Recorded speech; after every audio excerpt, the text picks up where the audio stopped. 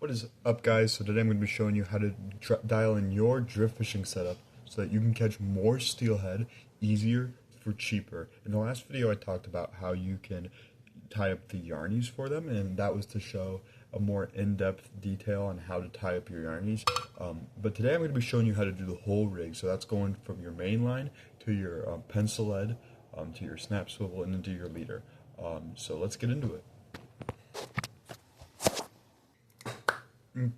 Okay, so just to start out, I want to have a couple things ready for you to go. So when I'm pre-tying my leaders or my rigs, I want to have them all laid out on my desk. So I'm going to have my leaders in one spot, I'm going to have my hooks in another spot, or my lines in one spot, my hooks in another spot, and then I'm going to have my yarn in one spot.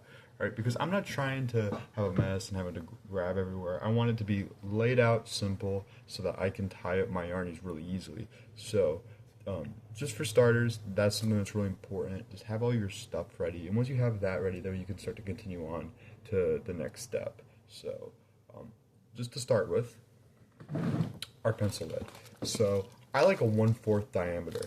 You can get this stuff off Amazon, you can get it in-person tackle shops, and here's what that looks like. Really simple, nothing fancy. And it all depends on where you're fishing. If you're fishing big rivers, I like to cut them bigger. If I'm fishing small places, I'll cut them smaller.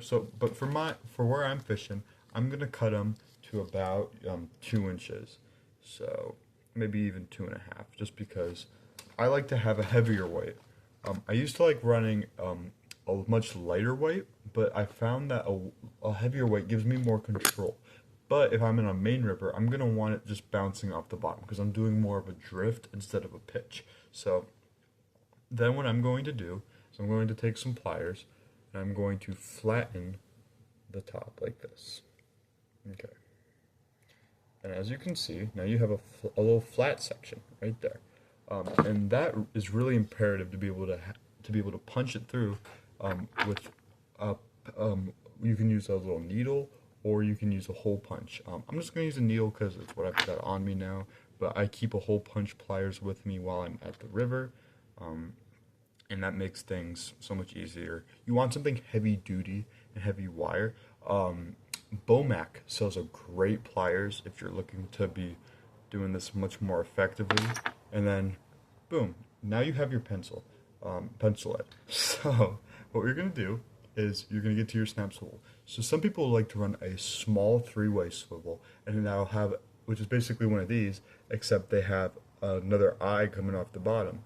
So that way it's 3-way. But I like to run these because they're cheaper, they're more accessible, I have more of them around right now. It's just what I have to use. And the thing about steelhead, and fishing in general, is you want to be consistent, you don't have to be fancy. You could have the best gear in the world, but if you only go fishing twice a year, you're probably not going to catch a lot of fish. But if you go out with cheap gear, and you go out consistently, you are going to catch a lot of fish.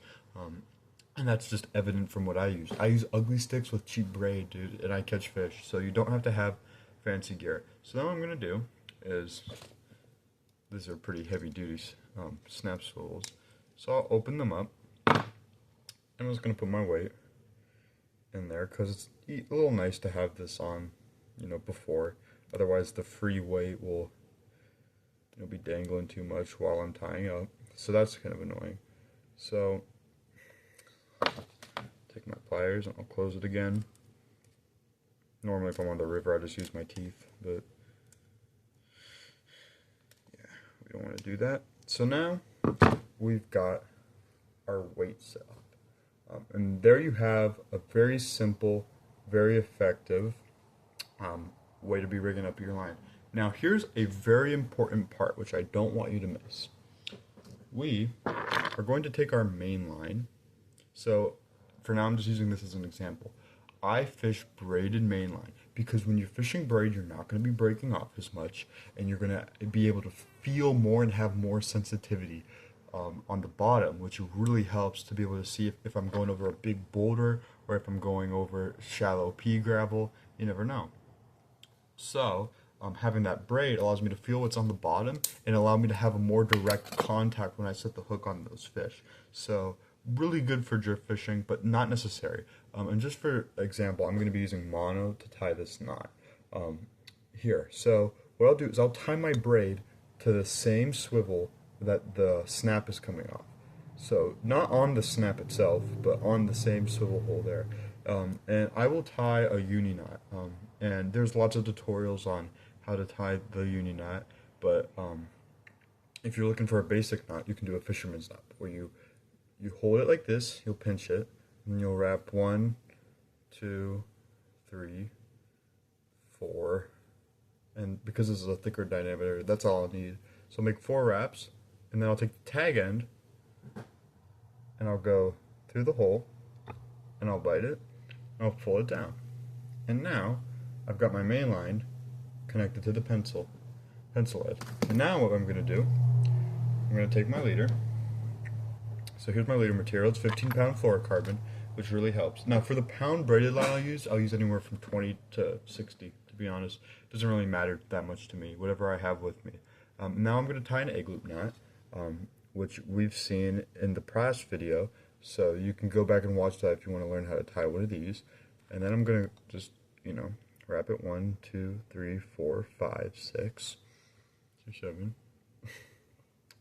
Put it back through the eye, like that. You go behind the eye, and pinch it up front, and now I've got this loop that's trailing off the back, like that.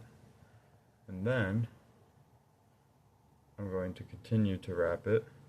1, 2, 3, 4, 5, and then pull it all tight through the eye.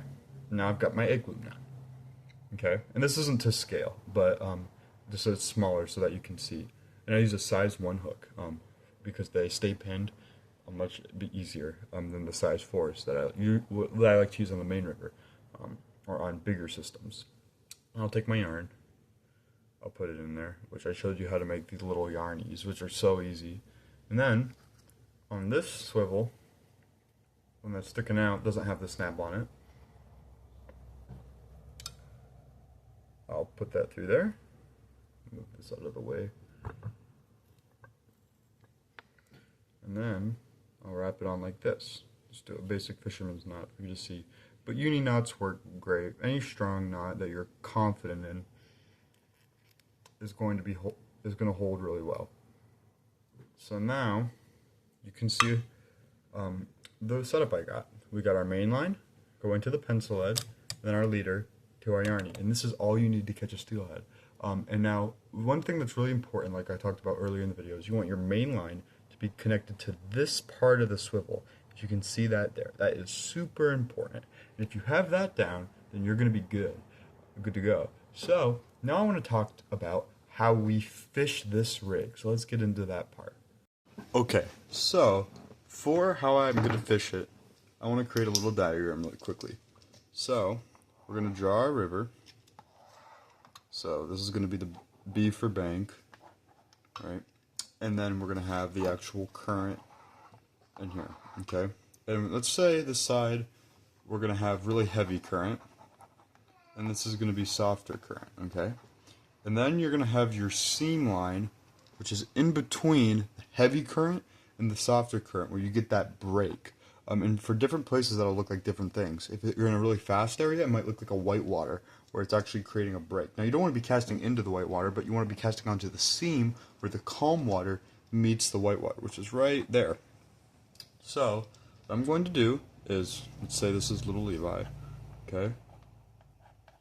I'm going to cast out, and I am going to let my gear be drifting, and it'll kind of come to a swing, like this. See that? So we're creating a little bit of an arc, alright? Now, I usually don't swing too often, but I'll cast and swing it through the run, so that way I am covering the water effectively. Then, I'll take a step down, and I will cast out, and sometimes I'll even cast a little bit upstream, so I give it time to sink down, and swing it out. And then I'll take a step down, cast it out, and swing it out. Now that looks kind of like a mess right now, okay? But what you get the idea that this is the river, and what you're trying to do is you're trying to cover it effectively. I am trying to cover the river in an arc shape like this, with every one of my casts, swinging it through. Now, when you're bobber fishing, right, which I know most of you guys that are watching this video, that's what you do, you're covering it in a linear direction, right, which is very effective as well.